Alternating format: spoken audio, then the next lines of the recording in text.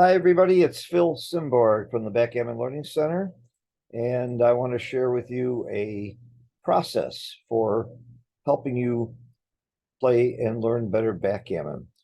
I think most people that I talk to understand that the best way to learn any game or business or a skill of any kind is through deliberate practice. Basically, what that means is if you sit down and play backgammon against extreme gammon for a year, you'll learn to be an okay player. But if you look at each part of the game and play it over and over a bunch of times, and you do that for a year, you'll be a great player. So the way to really learn backgammon is to break down the game into smaller pieces and learn them well. If you're going to learn how to play tennis, you're going to work on your serve separately from your backhand. If you're going to play golf, you're going to hit a putter very differently from the way you hit a driver. Same thing in anything you do. So what we have in backgammon, the way we teach at the Backgammon Learning Center, is there's many different situations, game situations. There's early game, there's a racing game, there's priming games, blitzing games, end games, bearing in, bearing off. All these different games are different. These situations are very different from each other. They have different rules of thumb, different strategies for whether you hit, when you leave a shot, whether you double, and when you take. So you have to look at each one of them separately. Now, the early game, which we consider to be the first 3, 4 rolls of the game, are really critical, even if the differences between the moves are very small, because it's the most common game you play. This position we're looking at right now, you're going to see more than any other position in backgammon. And if you make a mistake on the first, second, third, or fourth roll, it's likely to be a mistake you're going to make over and over and over and over again, and it's going to really add up. Plus, it has a multiplier effect. If you make a small mistake on the first roll, he's got a little bit more advantage on the second roll, gives you a little bit more disadvantage on the third roll, and so on. But there's another reason to really study and learn these early game plays, and that is that the principles and the logic behind why you would make one play or another play is going to help you and apply to a lot of other situations and to a lot of other games that you play later on in the game. So it's important to understand the logic in the process of learning the logic. Now, in the early game, there are some basic rules of thumb. It's as easy as 1, 2, 3. Steve Sachs likes to say, 1, can I hit? 2, can I make a point? And 3, can I escape a back checker? I actually say escape a back checker or play strategically. Put your checkers in a place that will do some good. But basically, if you think in that order, you're going to be okay. Let me just give you a sample, real good illustration. Red opens with a 6 something, 6, 3, 6, 4. I'm sorry, I did it wrong. He comes out with the 6 and comes down with the 3, and you roll a 4, 2. You're white and you roll a 4, 2. Well, can I hit? Comes before make a point. It's right to hit. Put it next G and you have to see it's better to hit than make the point. And it's almost always going to be better to hit this checker unless you can hit this checker. With a 6, 3, you'd hit this checker. The only real exception is a 3, 1. And that's the nice thing to know when you have a rule of thumb, which are the exceptions to the rule of thumb that will help you understand the rule of thumb better. And if you remember the exceptions, then the rest of the time you go with the rule of thumb. Why do you make the point with the 3, 1? It's partially because the 5 point is so good. The 4 point was pretty good too. But the difference is when you make this point with a 3, 1, as opposed to hitting, if you hit, you're stripping your 8 point. And if he doesn't hit you back, it's a little harder to cover. If you use a 1, you're leaving a blot here. If he comes in and hits you back, which happens almost half the time, you're going to have a little problem hitting him back with a 1. That's not true if you roll a 4, 2. So that's really the major difference between the two. So now we have some basic rules of thumb. And again, I talked about deliberate practice. Here's what I recommend to all my students. Practice the early game by setting up the early position.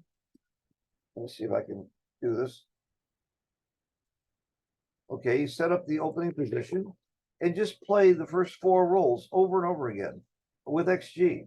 And every time you have a play, I like to play in the free mode. You can look and see what the answer is. Or the tutorial mode will do that. Or if you want to just make the play and then see how you did later, that's fine too. And then when you make a mistake, ask yourself, why is XG's play better? And if you can't figure it out, make a copy of it and talk to a teacher or an expert or a friend and get someone to help you understand it. With my students, of course, I have them save all the positions that they miss, and we go through that in a single lesson and talk about, and I'm never going to say, make this play because XG says it's better. It's always going to be, make this play for this reason, and that's why it's better. It's the logic that's going to matter. But let me show you the exercise now. Set up, play from position. And by the way, every time I do this, I don't get them all right. I mean, I've been doing this for 70 years and I'm missing some third and fourth role plays and sometimes even a second role play. It's just not that easy to know them all and you get mixed up. I'm running this as a money game because it's simpler and it's a good basis. So I hit play and I'm playing a human against a human. How do I play a 5-2? Well, I remember this play.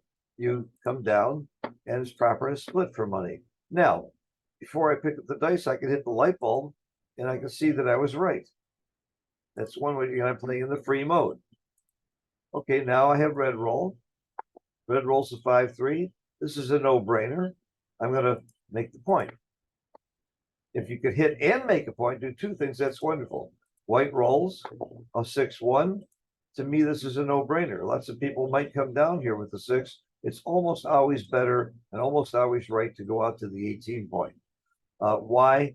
Because again, if you get hit here, you might hit him back a lot and he loses more than you lose.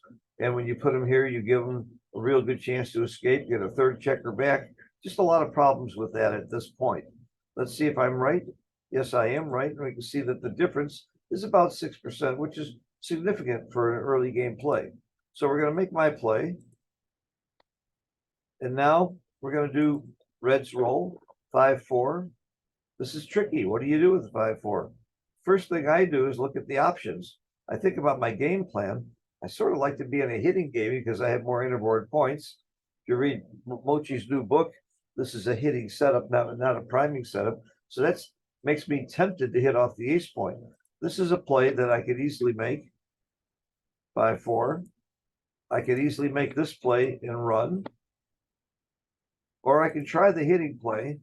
And then with the 4, I think I would split so that if I get hit back, I can make an advanced anchor. I'm not sure, but this is the play that I think I would make. But it's neat that I'm not sure. It means I need to learn this. It means I need to study this better. I'm going to hit the light bulb. Look at that.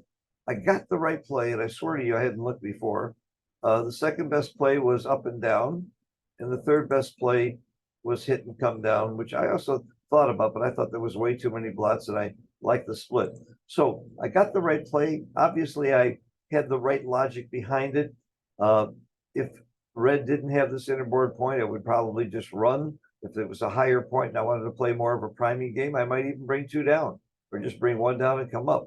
But because I had more interboard points made and because I had the 3 point, a lower point made, it tended to tell me to play a hitting game. I hate hitting off the ace point, but all those other things negated my reasons for hating it.